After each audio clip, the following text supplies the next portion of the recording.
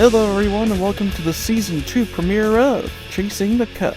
I am your host Will England and I'm back for another season of Chasing the Cup. And in this first episode of Season 2, I'm going to be doing a recap of the 2023 silly season, as well as doing a 2023 season preview. I'm also going to go over some big news stories that happened over the off-season, and I'm going to preview the Busch Light Clash at the Coliseum. But first, let's recap the 2023 silly season. The first driver is probably the most high profile during the 2023 silly season, when after losing his old ride due to a lack of sponsorship, he moved to the RCR number 8, and that driver is Kyle Busch. After years and years winning for Joe Gibbs Racing, Kyle moves over to RCR to take over the number 8 from Tyler Reddick, and my expectations for Kyle Busch are high. He better do well compared to what he did last year, because near the end of the season last year, Kyle Busch fell like a rock in the result, especially that race at Martinsville where he was running off the pace in last, multiple laps down. That was just embarrassing for Kyle and Joe Gibbs Racing. And so I hope that this new change for Kyle will lead to some better results on the racetrack. The next car is the number 16, where AJ Allmendinger has been moved up to run full-time in the 16 for Kaulig Racing. And my expectations are kind of in the middle for AJ. He can definitely win and make the playoffs, but he didn't even win a race last year during his races that are in part-time for Kaulig. So my expectations for him are to win and at least make it to the playoffs. Next up is the driver of the 41. After running part-time in all 3 national series, Ryan Preece will take over the number 41 instead of Cole Custer. After having 3 mediocre seasons, Cole Custer will move back down to the Xfinity series to drive the 00, and Ryan Preece has been promoted to the 41 to run full-time. And my expectations for Preece are pretty high. I want him to do way better than Cole Custer did during the past few seasons, and if he does that, then he would have met my expectations. Next is the driver of the 42. After having a subpar driver driving in the number 42, the Legacy Motor Club has gotten rid of Ty Dillon, and in his place, they got a young phenom. In the number 42, it is Noah Gragson, who finished second last year in the Xfinity Series points, and he'll drive the number 42 for Legacy Motor Club. And my expectations for Noah Gragson are for him to be very consistent and try to win at least one race. I'm not sure if he can win his first race this year, because he is a rookie, but as long as he has an average finish of about 16th or better, then I think it'll be a successful season because he would have developed that consistency. Next up is the driver of the 45. After the concussion at Pocono, Kurt Busch has retired from full-time racing, and yet he is still not cleared to run part-time this year. And replacing him in that number 45 car is Tyler Reddick, who moves over from the 8 at RCR. And my expectations for Tyler Reddick are very high. He better win big and make the playoffs and show what talent he has behind the wheel, because I think this will be the ride that cements his legacy for the rest of his career. And finally, we have the driver of the 54. After the 2022 season, Joe Gibbs retired to number 18 after Kyle Busch left the team, and replacing him will be Ty Gibbs, but instead of the 18, it'll be the 54 car for Joe Gibbs Racing. And my expectations for Ty Gibbs are pretty high. He has shown in his few starts that he has the talent to run pretty well, but he has got some issues mentally. And so I hope that he can get all those mental issues out of the way and try to develop some consistency and try not to kill pit crew members on pit road or speed during the caution. And so that's it for the 2023 Cup Series silly season. And now let's take a look at the 2023 season preview. Starting off with this year's schedule, there's not been that many changes for the Cup Series schedule. The few changes that were made were pretty big. Starting off with the All-Star race. For the first time since 1996, NASCAR will return to North Wilkesboro. For the All-Star race, the tickets have already been sold out for the race, and the final major change to the schedule is the Chicago Street Course. This will be the first time that the NASCAR Cup Series has raced on a street course, and right now, in my opinion, it's 50-50 on if the race happens or not. yet, because I believe that there is a chance that this race may not come to fruition, primarily because of Chicago politics, especially around Mayor Lori Lightfoot. Let's just say that she's not very popular around those parts, and a lot of the things that she's done have been pretty controversial. And so I think it'll be questionable if the Chicago street course happens, because this race is Lori Lightfoot's baby. To be honest, if she leaves office, I don't think this race will happen, because I don't think any other mayor would keep the race. But we'll see what happens. One big change that was made to the NASCAR Xfinity schedule was the Sonoma Raceway. For the first time ever, the Xfinity Series will race at Sonoma. And to be honest, I'm kind of excited to see what these Xfinity cars can do at Sonoma. They might be able to put on a good show. And of course, also, the Xfinity Series will join the Cup Series at Chicago. And the Xfinity Series will also continue to go to Road America with a July 29th date. And finally, the Truck Series has a couple notable changes. They will join the Cup Series at North Wilkesboro, but unlike the Cup Series, the truck race at North Wilkesboro will be a points-paying race. As well as the other big change is the return of the Milwaukee Mile for the first time since the late 2000s. So it'll be interesting to see Milwaukee Mile return to the truck schedule, because it's a pretty good racetrack, and I like to see what the Truck Series can do at that racetrack. And as for the rules packages, there are some changes that NASCAR has made, and some changes that they might implement in the future this season. First off,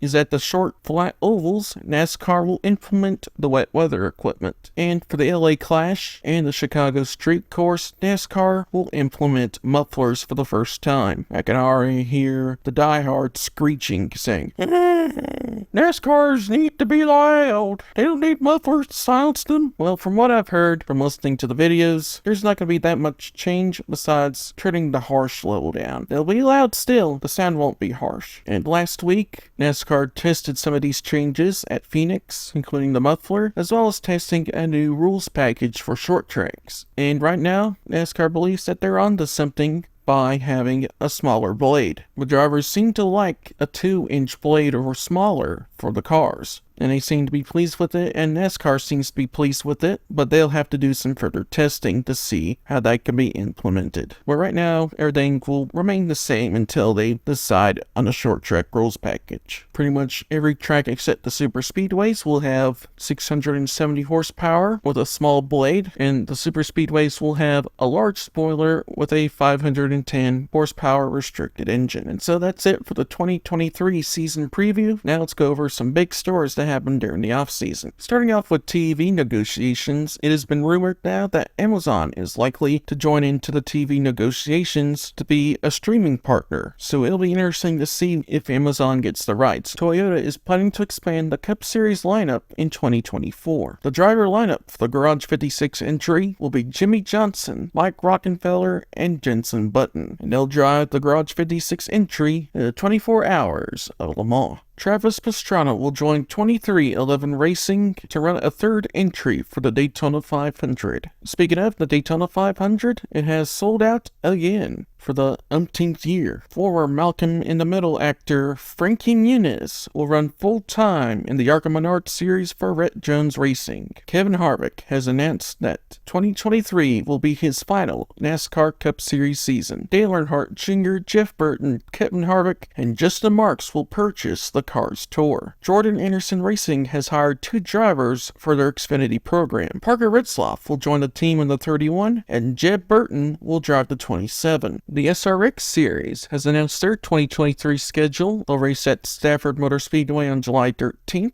Thunder Road Speed Bowl on July 20th, Motor Mile Speedway on July 27th, Berlin Speedway on August 3rd, Eldora Speedway on August 10th, and Lucas Oil Speedway on August 17th. And I might be able to go to the Motor Mile race on July 27th. Stay tuned. 3F Racing is looking to enter their first NASCAR race in 2023. Thor Sport will switch back to Ford for 2023, and joining them will be Hailie Deegan, and she'll drive the number 13 for ThorSport Racing. And in my opinion, this will be Hailie Deegan's last chance to prove that she's got the talent to run in the Truck Series. She impressed everyone in her first Xfinity start last year, but she's been pretty mediocre in her past 2 seasons in the Truck Series. So it'll be interesting to see what she can do with ThorSport, which is a better ride. But can that lead to better results on the racetrack? We'll see. The SRX will be partnering with ESPN to bring back Thursday Night Thunder, starting with the first race on July 13th.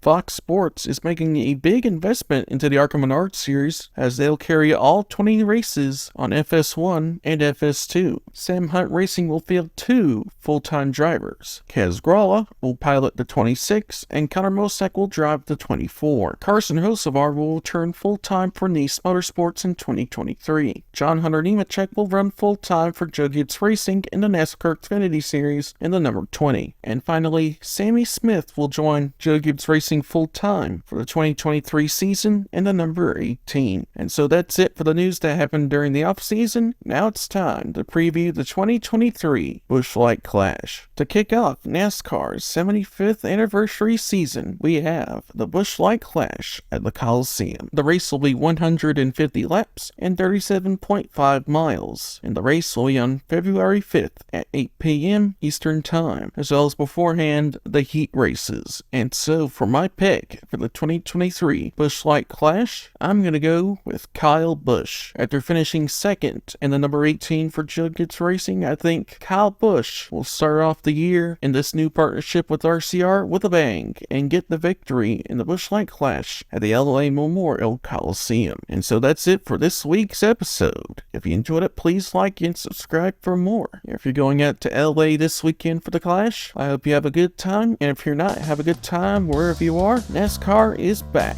so stay tuned for more episodes of Chasing the Cup, and I'll see you next week.